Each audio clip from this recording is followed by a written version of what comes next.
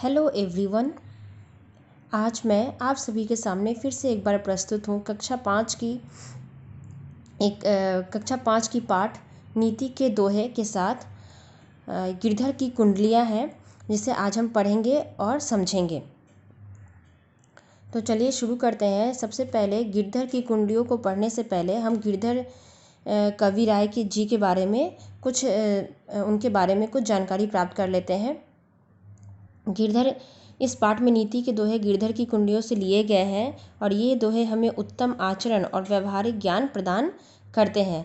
तो गिरधर कविराय जी जो है वो पंजाब के रहने वाले थे और बाद में वे इलाहाबाद में रहने लगे और इनका कविता काल संवत रहा है 1800 के उपरांत माना जाता है। इनकी भाषा रही है अवधी और पंजाबी भाषा में ये लिखते थे और गिरधर कविराय जी ग्रंथावली में इनकी 500 से अधिक कुंडलियाँ हैं और ये नीति के दोहे लिखते थे, जो कि नीति के ऊपर कुंडलियाँ लिखते थे। तो गिरधर कविराय जी की मूलतः कुंडलियाँ जो लिखते थे उनकी विशेषताएं होती थी कि इनकी 6 पंक्तियाँ होती थी। यहाँ पे आपको 2 पंक्तियाँ ही दी गई हैं। तो गिरधर कवि अपनी दूसरी पंक्ति के अंतिम भाग का प्रयोग बड़े ही अनूठे रूप से करते हैं, ये उनकी विशेषता है। ठीक है, जिससे कि वो और ज़्यादा रोचक बन जाता है। इनकी सबसे बड़ी विशेषता होती थी कि भाषा का सरलीकरण, जो आम व्यक्ति को सीधे पढ़कर भाव स्पष्ट कर देती थी। कोई भी आम व्यक्ति इनकी लिखी हुई कुंडलियों को पढ़ के आराम से उनकी बातों को समझ लेता था। ठीक है, तो इनका भाषा बहुत ही सरल था और इन्होंने जो कुंडलियाँ लिखी है वो आम नागरिक को ध्यान में रखकर ही लिखी है, जो कि हमें ज्ञान का दर्पण दिखाता है। ठीक है, और हमें प्रेषित करता है, उनको अपनाने के लिए प्रेरित करता है। ठीक है, तो चलिए अब गिरधर जी के कुंडलियाँ जो दी गई हैं उसमें हम पहला दोहा पढ़ते हैं। देखिए, पहला दोहा है, बिना विचारे जो करे सो पाछे पछिताए, काम बिगाड़े आपनो जग में होत हंसाए। तो गिरधर कविराय जी कहते हैं कि बिना विचारे यानी बिना विचार विमर्श के सोचे समझे जो काम हम करते हैं उसके लिए हमेशा हमें पछतावा होता है। बिना विचारे जो करे सो पाछे पछताए से तात्पर्य है कि जो मनुष्य किसी भी कार्य को करने से पहले कुछ भी नहीं सोचता है, वह उस कार्य को पहचानता नहीं है और उसे कर ही देता है, फिर उसे अपनी गलती का एहसास होने लगता है तो वह उस समय पछताता है और उस कार्य को पूरा न कर पाने के कारण जग में उसकी यानी संसार में उसकी हंसी भी उड़ाई जाती है। इसलिए किसी भी कार्य को करने से पहले हमें अच्छे से सोच विचार कर लेना चाहिए कि हम उस कार्य को करने लायक है कि नहीं, हम कर पाएंगे नहीं उसको पूरा कि नहीं। ठीक है, तो गिरधर कविराय जी का कहना है कि बिना किसी सोच समझ के हम अगर किसी भी कार्य को हाथ में अपने लेते हैं तो हम उसे पूरा नहीं कर पाते हैं और इससे क्या होता है कि संसार में हमारी हंसी भी उड़ाई जाती है।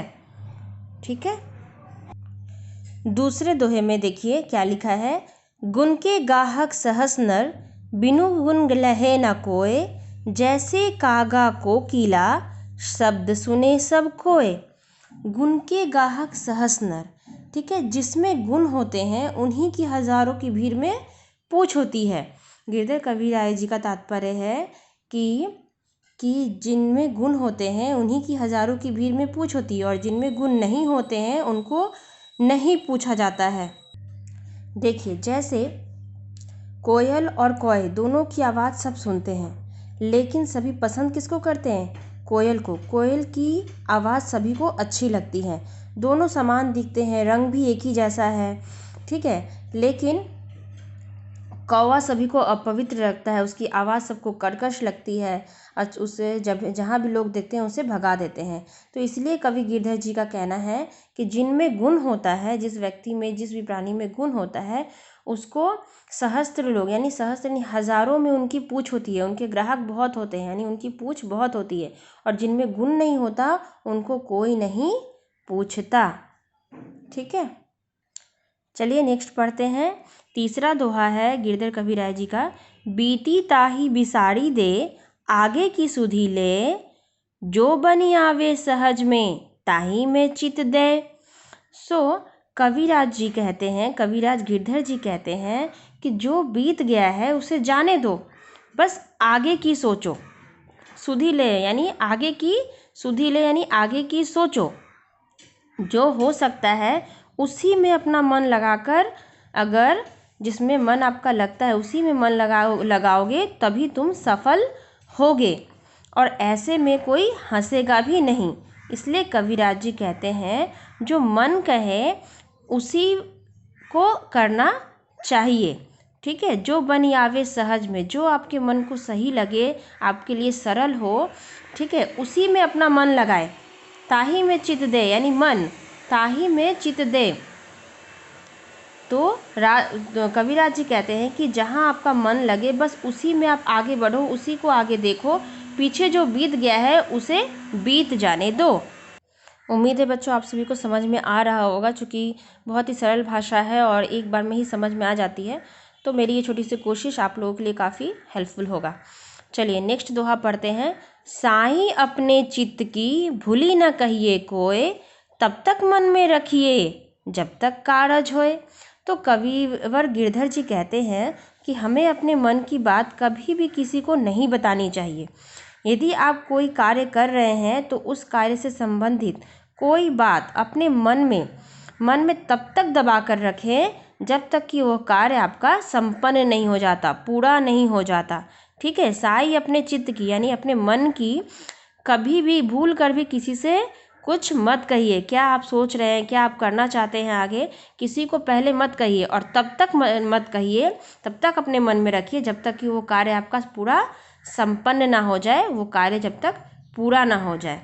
ठीक है, चलिए अगला दोहा पढ़ते हैं। दौलत पाए न कीजिए सपने में अभिमान, चंचल जल दिनचारी को ठाव न रहत निदान। कविवर गिरधर जी कहते हैं कि केवल दौलत पाने के लिए ही कार्य मत करो, ना उसका कोई अभिमान यानी घमंड करो। यह उसी प्रकार है जैसे चंचल जल 4 दिन के लिए होता है और वो कहीं ठहरता नहीं है। जल बहुत ही चंचल होता है, वो कहीं भी ठहरता नहीं है, वो एक जगह से दूसरी जगह चला ही जाता है। तो इस जीवन में भी जीते हुए आप सिर्फ भगवान का नाम लो, अच्छी वाणी बोलो, सबके साथ प्रेम से रहो। इसलिए कवि कह रहे हैं कि पैसा जो है वो जल के समान चंचल है, वो आज है कल नहीं है। ठीक है, वो क्या कहते हैं ना, 4 दिन की चांदनी फिर अंधेरी रात। आज आपके पास पैसा है, कल किसी और के पास होगा, है ना। तो उस पे अभिमान यानी घमंड नहीं करो। बाकी सभी के साथ व्यवहार बना रहता है, वही हमारी सच्ची दौलत है। हम किसके साथ कैसा व्यवहार करते हैं, किसके साथ कैसे प्रेम से रहते हैं, वही हमारी सच्ची दौलत है। वो हमसे कोई नहीं छीन सकता। हमारा व्यवहार, हमारा प्रेम किसी और के प्रति, दूसरे के प्रति, वो हमसे कोई नहीं छीन सकता। बाकी दौलत क्या है, हमारा धन क्या है, वो तो चंचल जल के समान है। वो आज हमारे पास है तो कल आपके पास होगा, तो उस पर कभी भी घमंड नहीं करनी चाहिए। अब अगला दोहा है। जाको धन धरती हरी, ताही न लीजे संग, ओ संग राखे ही बने, तो करी रखू अपंग।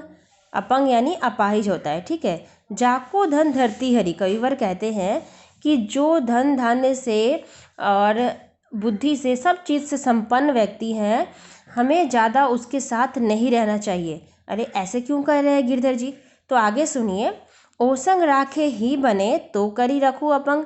अगर ऐसे संगी के साथ या ऐसे दोस्त के साथ या ऐसे किसी व्यक्ति के साथ हम रहते हैं जो सब चीज़ से परिपूर्ण है, संपन्न है, उसे जीवन में किसी चीज़ की कमी नहीं है, तो हम अगर उनके साथ हमेशा रहते हैं तो क्या होता है, हम टोटली उस पर आश्रित हो जाते हैं, उन पर डिपेंड हो जाते हैं और हम अपना विकास नहीं कर पाते हैं। हमें भी सब कुछ रखा रखाया, बना बनाया मिल जाता है, तो हम उसकी वो चीज़ की चाहत में या उसको पाने की कुछ भी हमें चाहिए होता है तो वो हमें आसानी से मिल जाता है। इससे हमारा विकास नहीं हो पाता है, हम टोटली उस पर आश्रित हो जाते हैं। ठीक उसी प्रकार जैसे एक अपंग व्यक्ति होता है जिसको हर किसी, कोई भी छोटी से बड़ी काम को करने के लिए किसी का सहारा चाहिए होता है ना। तो ठीक उसी प्रकार यहाँ पे कवि जी कहते हैं कि ऐसे इंसान के साथ नहीं रहना चाहिए, जो कभी भी नहीं रहना चाहिए, क्योंकि ऐसे इंसान के साथ रहने से क्या होता है, हमारा अपना विकास नहीं हो पाता है। हम एक अपाहिज की तरह हो जाते हैं, किसी भी कार्य को करने के लिए उस पर आश्रित हो जाते हैं। जैसे एक अपंग व्यक्ति किसी भी कार्य को करने के लिए दूसरे पे आश्रित होता है, हम भी बिल्कुल वैसे ही हो जाते हैं, हमारा विकास बिल्कुल नहीं हो पाता है। ठीक है, अंत में हम ये दोहा पढ़ेंगे, झूठा मीठे वचन कही, ऋण उधार ले जाए, लेत परम सुख उपजे, लेके दियो न जाए। अब यहाँ पे कवि गिरधर जी कहते हैं, जो झूठा व्यक्ति होता है वो हमेशा मीठे वचन बोलता है, मीठी मीठी बातें करता है, ठीक है, और आपसे क्या है उधार ले जाता है, और उसे लेने में, उधार लेकर अपना जीवन जीने में अत्यंत सुख की अनुभूति होती है, बहुत सुख महसूस करता है वो, ठीक है। लेकिन जब देने का समय आता है तो वो उसे लौटाने का नाम नहीं लेता है, वो हमेशा अच्छे व्यक्ति को बुरा कहता है, और उधार का लेकर जीना ही उसकी नीति हो जाती है, यानी उसकी आदत हो जाती है, और वो मरते दम तक नहीं छूटता ये आदत, ठीक है। तो वह यह अपने मन में आप रख लीजिए कि बहुत दिन बीत जाने पर जब तुम, यानी जो व्यक्ति उधार लेने फिर से जाएगा, वो मुंह पर बोल देगा कि उधार नहीं लिया, तेरा प्रमाण झूठा है। यानी कि जब हम झूठ बोल के और मीठी मीठी बातें करके हमें जब किसी पैसे की ज़रूरत होती है तो हम किसी सज्जन व्यक्ति से लेते हैं, और वो हम पे तरस खा के या हम पे दया करके वो पैसा दे देता है। लेकिन अगर जब हम समय पे उसको नहीं लौटाते हैं तो उसको तो लगता है कि हाँ, समय पे नहीं लौटाया, वो भूल गया, देने का नाम नहीं लेता है। लेकिन वो ये भूल जाता है कि दोबारा आप उससे, जब आपको ज़रूरत होगी तो आप उससे कुछ भी मांगने जाओगे तो आपको सीधे वो मुंह पे सब अवश्य बोलेगा कि तुम्हारा प्रमाण झूठा है। यानी अगर आप किसी से बोल के ले रहे हो कि मैं 2 दिन में आपका पैसा लौटा दूंगा और आप नहीं देते हो तो आप तो झूठे हो गए। तो फिर झूठे व्यक्ति का साथ कौन देगा, झूठे व्यक्ति का मदद कौन करेगा। तो कवि जी यही कहते हैं कि झूठे व्यक्ति जो होते हैं वो मीठे मीठे वचन बोल के आपसे उधार तो ले जाते हैं, लेकिन फिर लौटाने का नाम नहीं लेते हैं। लेकिन वो ये भूल जाते हैं कि जब दोबारा आपको ज़रूरत होगी और आप जाओगे तो वो आपको मुंह पे बोल देगा कि तुम्हारा झूठा, तुम तो झूठे हो, तुम्हारा प्रमाण तो झूठा है, इसलिए ऐसा नहीं करना चाहिए। ठीक है बच्चों, उम्मीद है आप सभी को ये गिरधर की कुंडलिया नीति के दोहे आपको अच्छे से समझ में आ गया होगा। मैंने एक छोटी सी कोशिश की है। आई होप, आशा करती हूँ कि आप सभी को इससे काफ़ी मदद मिलेगा, और आप सभी बार बार इस वीडियो को देखिए और एक एक दोहे को अच्छे से समझ के खुद से समझाने की कोशिश कीजिए कि आपने क्या समझा है, ठीक है। और आपको वीडियो अगर अच्छा लगे तो प्लीज़ लाइक कर दीजिए और ज़्यादा से ज़्यादा शेयर कीजिए, और मेरे चैनल को सब्सक्राइब कीजिए ताकि कोई भी नया वीडियो आए तो सबसे पहले आपको मिले।